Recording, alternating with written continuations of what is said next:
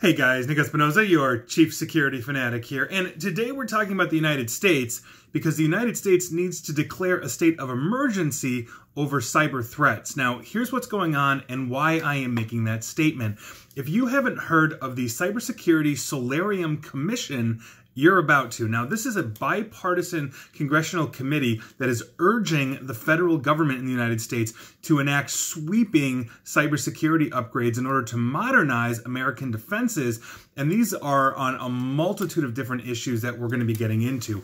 Today, they actually released 75 recommendations that call for changes in the way that Congress and the Trump administration are overseeing basically critical cybersecurity issues and threats. And if these are unaddressed, these may jeopardize the U.S. national and economic security, according to this report. Now, the start of this executive summary in the report, and I will link the report when I post this, is, and to quote the executive summary, for over 20 years, nation states and non-state actors have used cyberspace to subvert American power, American security, and the American way of life. Despite numerous criminal indictments, economic sanctions, and the development of robust cyber and non-cyber military capabilities, the attacks against the United States have continued. The perpetrators saw that their onslaught damaged the United States without triggering a significant retaliation, typically meaning retaliation against the state actor or the nation state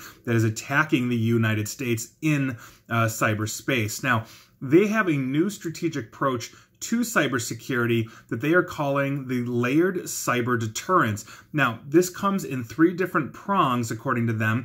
The first one, and this is to quote the report directly, shape behavior. The United States must work with allies and partners to promote responsible behavior in cyberspace. The second point is deny benefits. The United States must deny benefits to adversaries who have long exploited cyberspace to their advantage, to American disadvantage, and at little cost to themselves. This new approach requires securing critical networks in collaboration with the private sector to promote national resilience and increase the security of the cyber ecosystem. The third option, or rather the third prong to this approach, is impose costs. The United States must maintain the capability, capacity, and credibility needed to retaliate against actors who target America in and through cyberspace. Now, they go into the challenges of creating this new layered deterrence and this entire strategy here, but I want to focus on some of the main points and threats and issues that they elaborate on, especially as it reflects against consumers and the private sector, because the government is, a whole lot of other things as well. Now, this report is 182 pages, and here are some of the highlights. One of the things they talk about extensively is 5G. The Commission recommends re-examining the Cyber Mission Force, which is a 6,200-person unit that carries out the Department of Defense's offensive and defensive cyber missions. The recommendation comes due to concerns about the risks of 5G, being all over the United States. Now, we are increasing our surface area for attacks in 5G. I literally wrote an article in June of 2019 on this very issue for Forbes. As we see 5G proliferate with new bandwidth, that is going to invite basically attackers to use that bandwidth against us, not to mention the fact it's starting to change how corporations are looking at the security as well as the cost benefits of moving to 5G. Why buy expensive hardware and networking infrastructure and data cable when you can simply connect everybody to 5G and then have the cellular carrier, the Verizons and Sprints of the world, basically be that endpoint defense for you? That is potentially a game changer for cybersecurity, and it's something that I take very seriously, and that is a real concern as 5G expands. The next one they focus on pretty heavily is private sector and supply chains. Now, the Commission is urging Congress to pass a law that would make, and I quote, final goods assemblers of software, hardware, and firmware liable for damages in the cases where they have failed to patch against known vulnerabilities. Meaning, if you are putting out a device and you have a vulnerability that you know there and do nothing in a timely manner, there's going to be consequences for you not protecting that infrastructure that you are selling to corporations, the government, or the general public. This is actually a huge issue. And when we are looking at standards for framework, we can look at NIST, or the National Institute for Standards and Technology, and they have been really focused on enumerating supply chain security threats for the last few years, and they're really baking it into the frameworks for the NIST 800-171 and NIST 853 of all levels, because that is something that is getting us in trouble. Look at Target. It's the perfect example. A lot of people shop at Target. Obviously, they've got tens of millions of credit cards, and their supply chain was what got them hit. One of the companies that they contract to basically got hit, and the hackers were able to get in through there into Target and steal all of that information.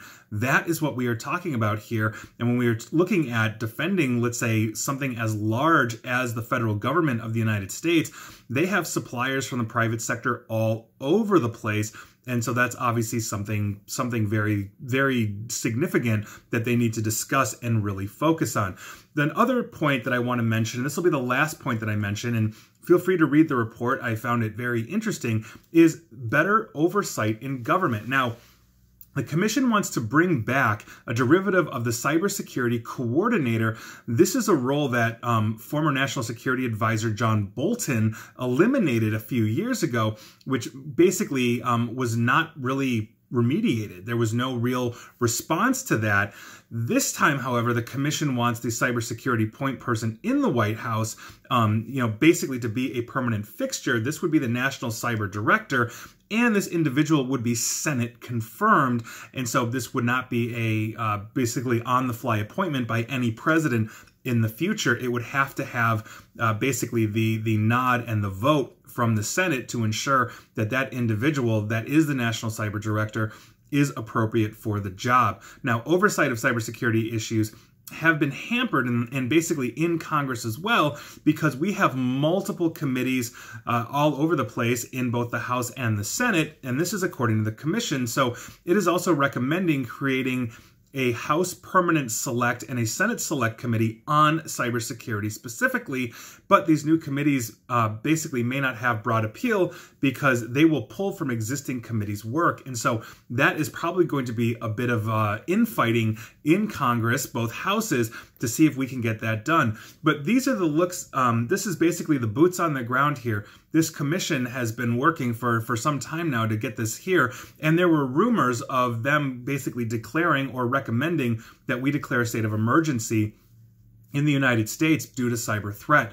And quite frankly, we have a large, sprawling government with many branches, many suppliers, many everything, not to mention a burgeoning private sector that is continuously innovating, out of Silicon Valley and other places. And we really don't have oversight. And by virtue of it, when you have such a massive surface area for attack like the United States or other large nations, things inevitably slip through the cracks. We have a lot of compliance standards that, everybody from accountants to nuclear power plants are supposed to adhere to. And if nobody's really watching the barn, or these organizations, or God forbid nuclear power plants, are paying lip service to this kind of stuff, that's a very serious issue, because it threatens our critical infrastructure here in the United States. And that's something that we really need to focus on. And so here we are. I urge you again to read the report in your spare time. And if you didn't, I have given you the highlights here that you can take and then, go debate with your friends and colleagues. But I'd love to hear your thoughts on this. But I think the United States should declare a state of cyber emergency. We are the #1 target on the planet, as has been proven time and time again, in all walks of life, from small business to large to governments and everything else in between. It's time we really start taking that seriously, and it's time the world knows that we are not going to take this sitting down. So I think that's very important to talk about, and this is me not being nationalistic in any way, shape, or form. I think every nation, especially on the cybersecurity side, should be looking at having just top-notch cybersecurity. I wish the world would stop hacking itself, but here we are. So I'd love to hear your thoughts on this, and with that is your news of the day. And please like, share, follow me here on Facebook and Twitter at NickAESP, and please feel free to subscribe to me at YouTube as well. And as always, stay safe and stay online. Thanks, guys.